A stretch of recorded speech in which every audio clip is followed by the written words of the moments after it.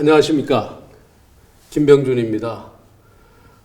이렇게 뵙게 돼서 반갑습니다. 또 초대해 주셔서 감사하고 더욱이 연언 강의를 저한테 이렇게 맡겨주셔서 더욱 감사하다는 말씀드립니다. 이 강의 많이 들으신다고 들었습니다. 정말 대단합니다. 자치와 분권을 생각하는 사람 입장에서 감사의 말씀을 우선 드립니다. 이 강의를 들으시는 분들은 아마 이렇게 생각할 거예요. 지방자치, 행정, 정치 어떻게 보면 좀 따분하고 또 지루하다. 특히 행정 이야기, 지방 분권 이런 이야기가 좀 따분하게 느끼시는 분들이 있으실 것 같습니다. 근데 사실 우리가 제대로 알면 이게 참 재밌습니다. 재미있고요. 흥분도 되고 화도 나고 또 때로는 굉장히 기쁜 일도 생기고 개인적인 이야기를 들어서 못합니다만은 저는 어떻게 보면 이 지방자치나 분권 이야기를 하고 또 공부를 하고 하는 게 제 인생이었습니다. 노무현 대통령하고 같이 공부도 하고 또 같이 정부도 운영해봤고 윤석열 대통령 대통령 되는데 기여도 하고 해봤습니다만 그게 재미없다면은 못하죠. 재미가 있고 또 의미가 있으니까 하는 거거든요. 특히 노무현 대통령 만난 것도 사실 길바닥에서 이 지방자치와 분권에 관한 데모하다가 만났습니다. 그렇게 맺어진 인연이 제 인생을 만들고 또 지금까지 오게 됐다 이렇게 이야기 드릴 수 있습니다. 지방자치를 하면은 중앙집권체제보다 더 좋은 게 더 많기 때문에 지방자치 하지 않느냐. 틀림없이 그렇습니다. 근데 저한테 물으면 이야기가 조금 다릅니다. 저한테 물으면 지방자치를 하면 중앙집권하는 것보다 좋은 점, 이로운 점이 더 많기 때문에 한다 이게 아니고요. 저는 일종의 규범론적인 입장을 가집니다. 규범론적인 입장은 무조건 해야 된다는 겁니다. 무조건. 왜 해야 되느냐? 권력은 원래 누구 겁니까? 왕의 것도 아니고 대통령 것도 아니지 않습니까? 이 권력은 원래 우리 국민들 것입니다. 그 권력은 되도록이면 누구한테 갖다 줘야 되는가 하면 되도록이면은 권력의 주인인 시민들에게, 주민들에게 갖다 줘야 되는 것이 그것이 기본 아닙니까? 그렇기 때문에 민주주의를 한다고 그러고 민주와 자유를 이야기한다고 하면은 어떤 방식으로든 권력을 그 주인에게 돌려주는 것에 우리가 열중할 수밖에 없다. 그래서 지방자치라고 하는 것은 자꾸 무슨 이렇게 하면 지방자치를 하면 중앙집권보다 더 낫다. 이렇게 이야기하는 것보다 무조건 해야 된다라고 우리가 생각해야 된다 이 말입니다. 그런데 문제가 있습니다. 하면은 잘 되느냐? 그렇지 않습니다. 해서 잘못되는 경우가 엄청나게 많고요. 우리가 지방자치라고 하면 민주화된다, 효율화된다 하는데 그 반대로요. 중앙집권 체제보다도 더 못한 그런 체제, 또 혹은 오히려 중앙집권을 더 강화시켜주고 지방자치 해가지고 행정 효율 떨어지고 지방자치 해가지고 민주성이 떨어지는 민주주의가 후퇴하는 경우도 수없이 많습니다. 하나 예를 들어볼까요? 우리 대한민국의 지방자치가 어떻게 시작했는지 한번 생각해 보시죠. 1952년에 첫 지방선거를 했습니다. 그때가 언제입니까?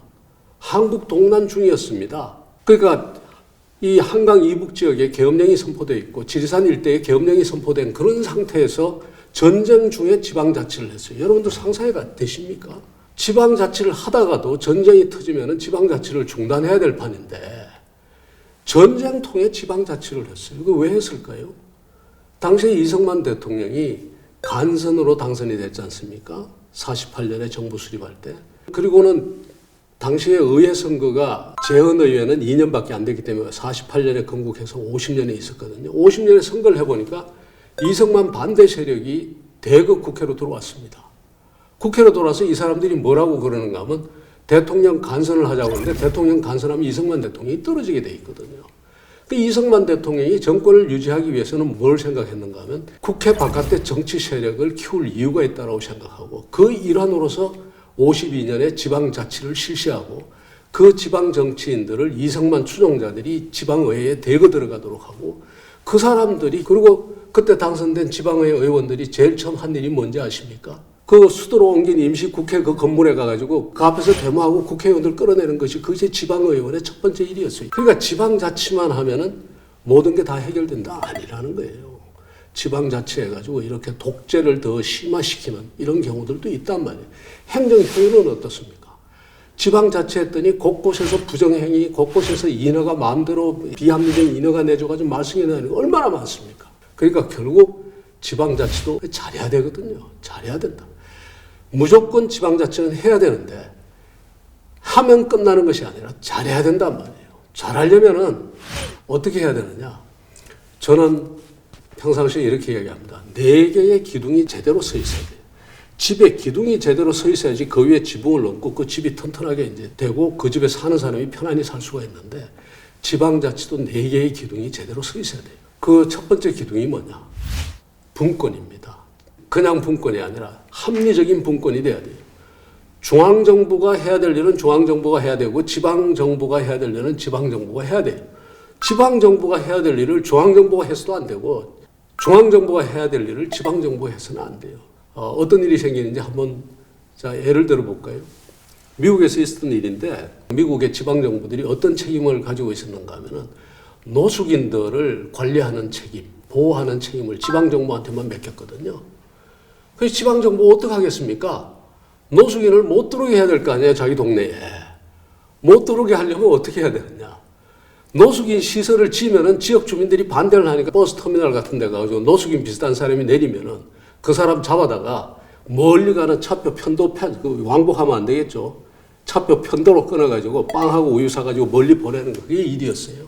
중앙정부가 손 떼버리면 지방정부한테 노숙인 처리를 다 맡겨버리면 이런 일이 벌어진단 말이에요. 그래서 제가 드리는 말씀은 중앙정부가 할 일은 중앙정부가 하고 지방정부가 할 일은 지방정부가 하도록 합리적 분권을 해야 된다. 이게 첫 번째 기둥입니다. 두 번째 기둥은 지방정부가 구성이 제대로 돼야 돼요.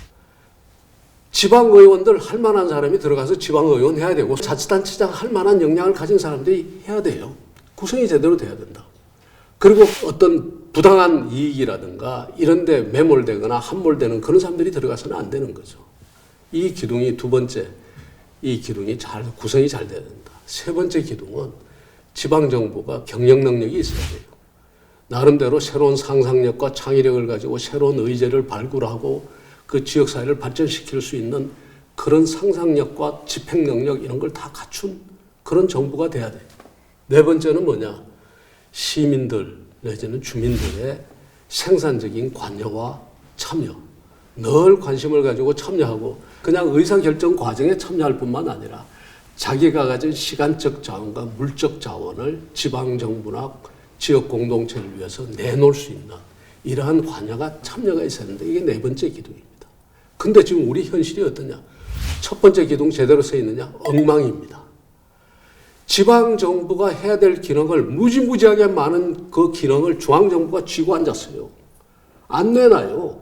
중앙정부가 할 일을 오히려 떼맡기는 경우도 있어. 재정부담 같은 거는 지방정부에다 내리 떼맡기는 거고. 합리적인 분권 전혀 이루어지지 않고 있습니다. 누가 있는 것 없는 것 다 가지고 있냐? 중앙정부가 아직도 가지고 있어요. 지방자치단체의 자치권이라는 것은 정말 형편없습니다. 아직도 재정 역량도 형편없고요. 그 다음에 두 번째, 지방정부의 구성이 제대로 되어 있냐? 아무도 그렇게 생각 안 하죠. 일부 지역에서는 옛날에 대통령이 임명하던 단체장이 국회의원이 임명하는 구도로 바뀌었지 다른 게 달라진 게 아무것도 없어요. 그저 국회의원 옆에 있다가 지방의원 하나 공천받아서 나가서 당선된 사람도 수두룩하고요. 다 그런 게 아니라 그중에 훌륭한 분도 많고 자기 있는 분들이 뭐 대부분이겠지만 이런 경우들이 지금 우리 주변에 너무 많다는 거예요. 두 번째 기둥도 엉망이에요. 세 번째 기둥은 어떠냐? 경영 능력 그렇게 높지 않아요. 지방 공무원들 열심히 일하지만 이 관료 사이의 병폐이기도 하지만 경영을 해봤어야지 경영 능력이 생기죠. 경영을 하려면은 권한이 있어가지고 그 권한이 있어야지 자기가 경영을 해볼 텐데 이때까지 권한을 준 적이 별로 없거든.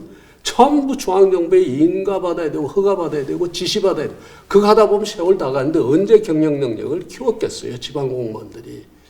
그러니 그 세 번째 기둥도 엉망이에요. 네 번째 기둥은 어떠냐? 우리가요, 지방정부가 하는 일이 내 인생에, 내 삶에 큰 영향을 미치면 지방정부가 하는 일에 관심을 가져요. 그리고 이 정부가, 이 지역사회가 내 것이라는 그 기분을 가져요. 근데 아니잖아요. 지방정부가 하는 일은 나한테 그렇게 의미 있어 보이질 않아. 오히려 대통령이나 국회가 하는 일이 더 나한테 영향을 미칠 것 같거든. 그러니까 관심이 국회에 가서 쓸데없는 말싸움 하는데 오히려 그쪽에 더 가 있어요. 지방정부에서 뭐 하느냐, 우리 동네에서 어떤 일이 벌어지느냐에 관심이 별로 없어요. 관심이 없으니까 내가 가진 물적 자원과 그 다음에 시간적 자원을 지역사회에 내가 내놔야 되겠다는 생각도 별로 안 합니다. 자, 제가 무슨 말씀을 드렸냐. 지방자치 반드시 해야 된다. 뭐 때문에 해야 된다? 더 좋기 때문에, 더 좋은 일이 더 많이 생기기 때문에 해야 되는 것이 아니라 제가 이야기 드렸죠. 우리가 권력의 주인이 되기 위해서 또 시민과 주민을 권력의 주인으로 진정으로 만들기 위해서 규범론적인 입장에서 지방자치를 해야 되는데 이 네 개의 기둥이 제대로 서 있지 않으면 안 되겠는데 이 네 개의 기둥이 엉망이라는 겁니다. 왜 이렇게 됐느냐? 한국의 지방자치에 슬픈 역사가 있어요. 시작부터 오히려 독재 정권을 정당화시키고 연장시켜주기 위한 수단으로 사용이 됐어요. 1952년 전쟁통에 지방자치를 실시했다고요. 그러다가 박정희 대통령 들어서면서 지방자치를 중단을 했죠. 통일이 될 때까지. 전두환 대통령 들어서면서 하는 척하면서 또 안 했죠. 나중에 제가 언제 이야기 드릴 기회가 있을지 모르겠습니다만 말도 안 되는 소리 무슨 재정 자립도를 감안해가지고 뭐 지방자치를 순차적으로 실시한다. 세상에 그런 코미디가 없습니다. 재정 자립도를 감안해서 지방자치를 순차적으로 실시하는 그런 정신이라면요. 영국 같은 나라는 지방자치를 할 수가 없어요. 재정 자립도가 30%를 넘는 게 거의 없거든요. 그리고 재정 자립도는 어떻게 되느냐. 재정 자립도는 중앙정부가 돈 안 주면은 말하자면 자식이 말하자면 라면만 먹고 살아도 아버지가 용돈 안 주면 그 라면만 먹고 살고 버스도 못 타고 걸어다니는 그 아들의 재정 자립도는 100%예요. 그런 허위 개념을 가져와 가지고 그걸 가지고 자치를 한다 못 한다 그런 거 헌법 부칙에까지 넣는 이 창피한 짓을 했다고요. 결국 가서 김대중 대통령, 김영삼 대통령 지방자치를 주장하고 해서 그 지방자치가 우리에게 이제 그 모습을 나타내게 됐는데 근데 그 김대중 대통령 때 그 이야기하던 지방자치 그리고 김대중 대통령이 그 단식까지 해가면서 일으킨 지방자치는 또 한계가 있었어요, 나름.